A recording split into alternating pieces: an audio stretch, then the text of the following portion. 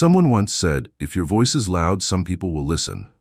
But if your message is strong, everyone will pay attention. Hi everyone, welcome Tat Channel, and today I have an inspiring story for you. In a small, peaceful village, where winding dirt paths led through lush green fields, there lived an old woman in a simple wooden house beneath the shade of an ancient Bodhi tree. She was very old, her silver hair is soft as moonlight on a warm summer night, her face lined with wrinkles that told the story of a life long lived. Yet, her eyes deep and knowing held a warmth that never faded. There was no bitterness in them, no sadness, only a quiet acceptance of life and a boundless love for the world around her. She lived alone. Her husband had passed away long ago, and fate had not blessed her with children to care for her in old age. But never once did she complain. Never once did she let loneliness weigh her down. Instead, every day, she sat under the great Bodhi tree, smiling gently at those who passed by. It was not a forced smile, nor one born of obligation. It was the smile of someone who had come to understand life's impermanence, who had embraced both loss and joy with a heart full of peace. The villagers adored her, not just for her kindness, but for the wisdom she so freely shared. She had no riches, no great possessions, yet she carried a treasure more valuable than gold in a peace and a heart open to all. And because of that, the entire village saw her as more than just an old woman. To them, she was a grandmother, a mother, a friend, someone they could turn to when life felt uncertain, when their hearts needed comfort amidst the storms of the world. The small village where the old woman lived was neither wealthy nor extravagant. Life there moved quietly, shaped by the hands of hard-working people striving each day to make a living. At dawn, the farmers were already out in the fields, their calloused hands buried in the soil, planting seeds of hope. When the harvest was good, they had enough rice to feed their families. But when droughts came or storms swept through, their months of labor could be lost in an instant.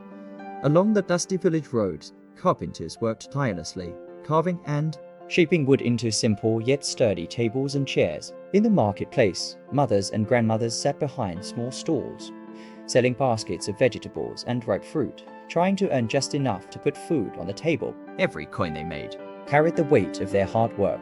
Every smile they shared hid silent worries. Life here was never easy.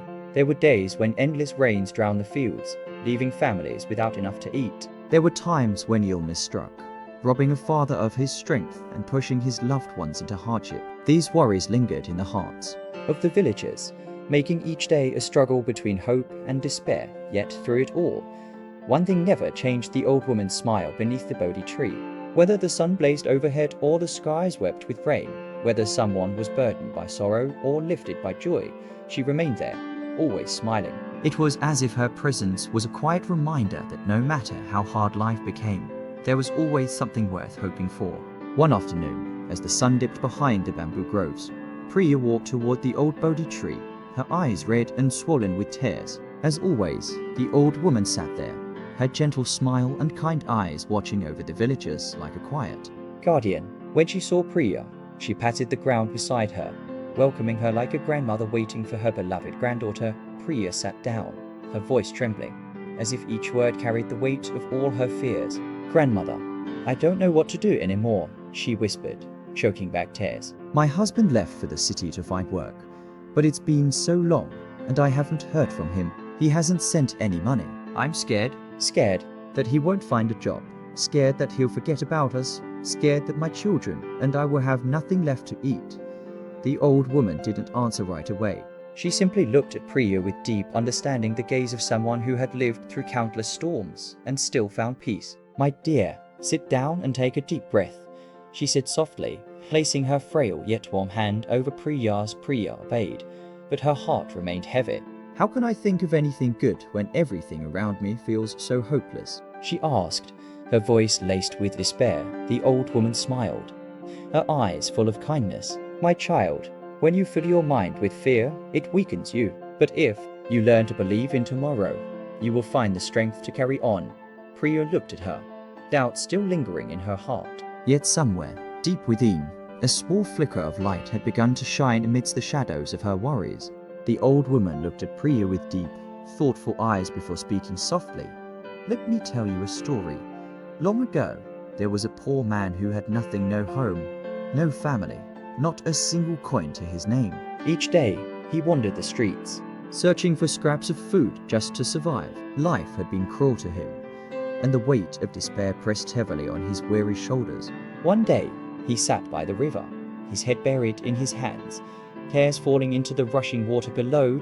An old woman happened to pass by and stopped. "Why are you crying, my son?" she asked, her voice warm and kind. The man choked back his sobs and replied, "I have nothing, no money, no one who loves me, no hope." The old woman smiled gently and pointed toward the river. "But you have this river which never stops flowing. You have the trees which offer you shade on hot days. You have the sun that rises each morning and the vast sky above you. Do you truly have nothing?" The man lifted his head and looked around. For the first time in years, he began to notice the simple beauty of the world around him. From that day on, he made a choice to stop crying and start trying. He searched for work, put in effort each day, and little by little, his life began to change. The old woman finished the story and gazed at Priya with warmth. "Do you see, my dear? The man's life did not change because of magic. It changed because he changed the way he saw the world. When you shift your thoughts, you find the strength to face any hardship." Priya sat in silence. Her worries had not disappeared, but somewhere deep inside, a small light of hope had begun to shine. Priya sat in silence, the old woman's words still echoing in her mind. She had never realized how much her thoughts could shape her life. The old woman looked at her kindly and said, "My dear, every morning when you wake up, you have two choices. You can either let your worries consume you, or you can choose to believe that today will be a good day. If you let fear take over, you will feel weak and helpless. But if you choose hope, you will find the strength to keep going." Priya blinked, absorbing the wisdom in those words. "But if I just think positively, will it really change my situation?" she asked hesitantly. The old woman smiled gently. "Positive thinking won't make all your troubles disappear, but it will give you the strength to face them. When your mind is full of fear, you feel stuck, unable to act. But when you hold on to hope, you start finding solutions." From that day on, Priya decided to change. Every morning, she told herself, "Today will be a good day." Her circumstances did not change overnight, but she felt stronger. She took care of her children, worked hard, and refused to let fear consume her. A few weeks later, a letter arrived from her husband. He had found a job and was finally able to send money home. Priya burst into tears, but this time, they were tears of joy. She ran straight to the old Bodhi tree, where the old woman sat with her familiar gentle smile. "Grandmother, you were right," Priya exclaimed, her eyes shining with gratitude. The old woman nodded softly. "You see, my dear, when we have a heart full of hope, good things will come." After receiving the letter from her husband, Priya felt not only happiness, but also a deep realization the old woman's lesson truly had the power to change lives. She began sharing the wisdom she had learned with others in the village, people who were also struggling with hardships, fears, and worries about the future. 81st.